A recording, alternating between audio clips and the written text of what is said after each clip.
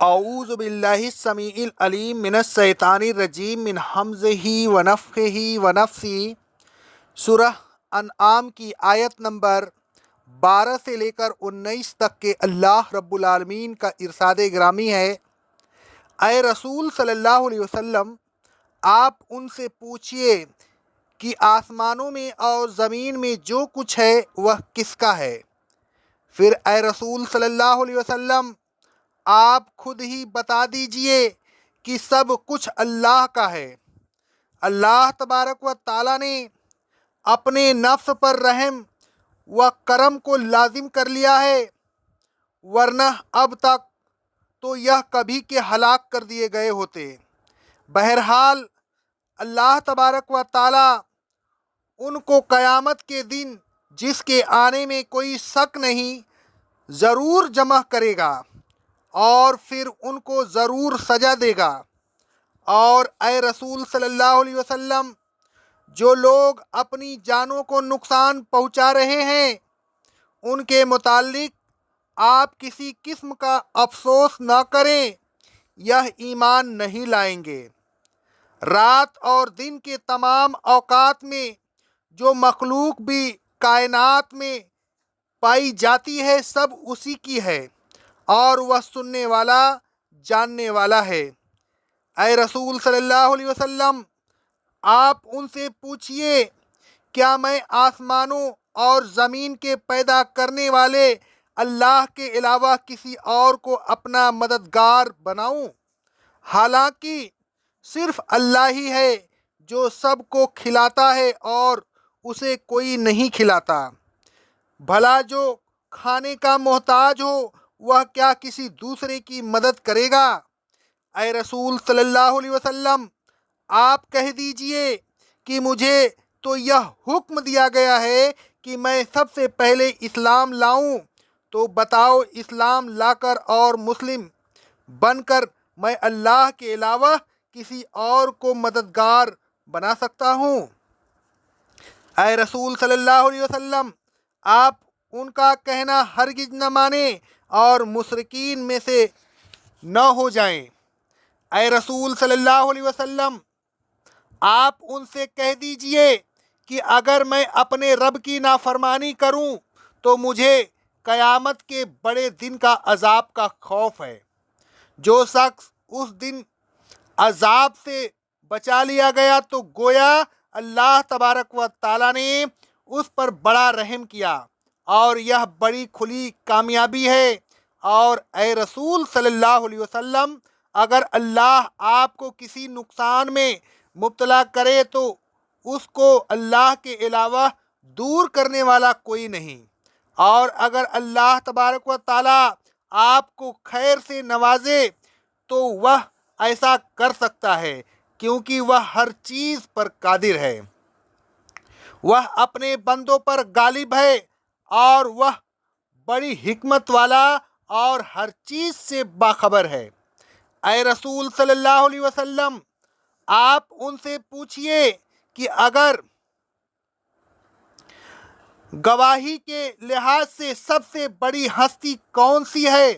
پھر خود ہی بتا دیجئے کہ اللہ تبارک و تعالیٰ کی وہی میرے اور تمہارے درمیان گواہ ہے کہ میں اس کا رسول ہوں، اور یہ کہ میری طرف یہ قرآن نازل کیا گیا ہے تاکہ میں اس کے ذریعہ تم کو اور جس کو وہ پہنچے ڈرائے۔ اے رسول صلی اللہ علیہ وسلم، آپ ان سے پوچھئے، کیا تم شہادت دیتے ہو کہ اللہ تبارک و تعالیٰ کے ساتھ اور بھی الہ ہیں؟ اگر وہ شہادت دیں تو آپ ان سے کہہ دیجئے کہ میں شہادت نہیں دیتا، بلکہ آپ ان سے صاف صاف کہہ دیجئے کہ صرف اللہ ہی ایک الہ ہے، اور میں تمہارے شرک سے جو تم کر رہے ہو بالکل بیزار ہوں۔ توحید کی تعلیم دیتے ہوئے اللہ تبارک و تعالیٰ ارشاد فرماتا ہے، قُل لِّمَن مَا فِی السَّمَاوَاتِ وَالْأَرْضِ۔ اے رسول صلی اللہ علیہ وسلم، مشرکین سے پوچھئے، آسمانوں اور زمین میں جو کچھ ہے بتاؤ اس کا مالک کون ہے؟ कुल लिल्लाह, फिर आप खुद ही बता दीजिए कि यह सब कुछ अल्लाह तबारक व ताला का है, वही उसका मालिक है, दूसरा कोई उसका मालिक नहीं है और न कोई उसकी मिल्कियत में उसका शरीक है। आगे अल्लाह रब्बुल आलमीन फरमाता है सूरह सबा की आयत नंबर 22 में, ऐ रसूल सल्लल्लाहु अलैहि वसल्लम, आप मुशरिकीन से कह दीजिए कि अल्लाह तबारक व ताला के अलावा जिनके मुश्किल कुशा होने का तुम्हें दावा है, उन्हें मुश्किल कुशाई के लिए पुकारो, वह तुम्हारी मुश्किल कुशाई नहीं कर सकेंगे। वह न तो आसमानों में और ज़र्रा बराबर चीज़ के मालिक हैं और न ज़मीन में और न उनकी पैदाइश और इंतज़ाम में। अल्लाह तबारक व ताला के साथ उनकी शिरकत है और न उनमें से कोई अल्लाह तबारक व ताला का मददगार है। यह सवाल ऐसा था कि मुशरिकीन भी उसके सामने दम नहीं मार सकते थे। उनका जवाब भी यही था कि उस तमाम कायनात का मालिक सिर्फ अल्लाह रब्बुल आलमीन है। अल्लाह तबारक व ताला फरमाता है सूरह अल मोमिनून की आयत नंबर 84 से लेकर 87 तक, ऐ रसूल सल्लल्लाहु अलैहि वसल्लम, आप उनसे पूछिए कि ज़मीन और जो कुछ ज़मीन में है यह सब किसका है? अगर तुम जानते हो तो बताओ। यह लोग जवाब देंगे यह सब अल्लाह तबारक व ताला का है। तो आप उनसे पूछिए कि फिर तुम नसीहत क्यों नहीं हासिल करते? और ए रसूल सल्लल्लाहु अलैहि वसल्लम, आप उनसे यह भी पूछिए कि बताओ सातों आसमानों और अर्श अजीम का मालिक कौन है? यह जवाब देंगे अल्लाह। तो आप उनसे कहिए कि फिर अल्लाह तबारक व ताला से डरते क्यों नहीं? क्यों उसके साथ शिर्क करते हो? लेकिन इस इकरार के बावजूद शिर्क में मुब्तला थे। अल्लाह तबारक व ताला ने फरमाया कतब अला नफ्सिहिर रहमत, अल्लाह तबारक व ताला ने अपने नफ्स पर रहम व करम को लाजिम कर लिया है, वरना उन मुशरिकीन पर कभी का अजाब नाजिल हो गया होता। यह अल्लाह तबारक व ताला का कितना बड़ा रहम व करम है कि उन्हें ढील दे रहा है। इसी ढील के ज़माना में उनको शिर्क से तौबा करने का मौका दिया गया है। अगर फौरन अजाब नाजिल होता तो तौबा करने का मौका उन्हें न मिलता। इस मोहलत के बावजूद जो लोग तौबा करके ईमान न लाएं और दुनिया में उन पर अजाब इलाही नाजिल नहीं हुआ तो उन्हें यह नहीं समझना चाहिए कि वह अजाब से बच गए। ला यज मअन्नकुम इला यौमिल क़ियामत ला रैब फीह, ऐ रसूल सल्लल्लाहु अलैहि वसल्लम, आप उनसे कह दीजिए कि अल्लाह तबारक व ताला ज़रूर तुमको क़यामत के दिन जिसके आने में कोई शक नहीं जमा करेगा और फिर तुमको उस शिर्क की सज़ा देगा जो तुम सज़ा से नहीं बच सकते। अगर दुनिया में सज़ा नहीं मिली तो आखिरत में तुम्हारे लिए दायमी सज़ा है, उससे तुम बच नहीं सकते। अल्लाह तबारक व ताला की इस ठोस दलील और उनके अपने एतराफ़ के बाद कोई जी अकल आदमी तो ऐसा नहीं हो सकता कि ईमान न लाए, मगर अल्लज़ीना खसरू अनफुसहुम फहुम ला युमिनून, जिन लोगों ने नादानी से अपने आप को नुकसान पहुँचाने ठान ली है वह ईमान नहीं लाएंगे।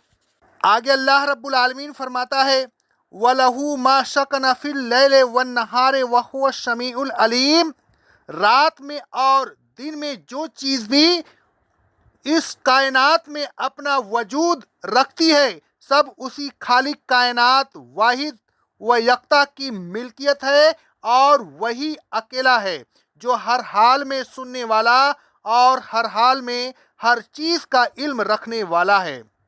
इन सिफात में अल्लाह तबारक व ताला का कोई शरीक नहीं اور جب ان صفات میں کوئی اللہ تبارک و تعالی کا شریک نہیں تو کارسازی، مشکل کشائی، حاجت روائی اور مراد پوری کرنے میں کون اس کا شریک ہو سکتا ہے؟ کوئی نہیں ہو سکتا۔ وہ اکیلا کارساز، مشکل کشا اور حاجت روا ہے۔ کل اغیر اللہ اتخذ ولیوں فاطر السماوات والارض، اے رسول صلی اللہ علیہ وسلم آپ مشرکین سے پوچھئے، کیا میں آسمانوں اور زمین کے پیدا کرنے والے اللہ تبارک و تعالیٰ کے علاوہ کوئی دوسرا کارساز بناؤں؟ وَهُوَ يُطْعِمُ وَلَا يَطْعَمُ، حالانکہ دوسرے سب کھانے پینے کے محتاج ہیں اور ان کو اللہ تبارک و تعالیٰ ہی کھلاتا پلاتا ہے، لیکن اللہ تبارک و تعالیٰ کو کوئی کھلاتا پلاتا نہیں اور نہ وہ کھانے پینے کا محتاج ہے۔ اسے کسی چیز کی حاجت و ضرورت نہیں، جیسا کہ وہ خود فرماتا ہے۔ اللہ الصمد سورہ قل هو اللہ احد کی آیت نمبر 2 میں ہے، وہ بے پرواہ ہے، نہ اسے کسی چیز کی پرواہ اور نہ کسی چیز کی ضرورت ہے۔ اقول قولی ھذا استغفر اللہ استغفر اللہ استغفر اللہ۔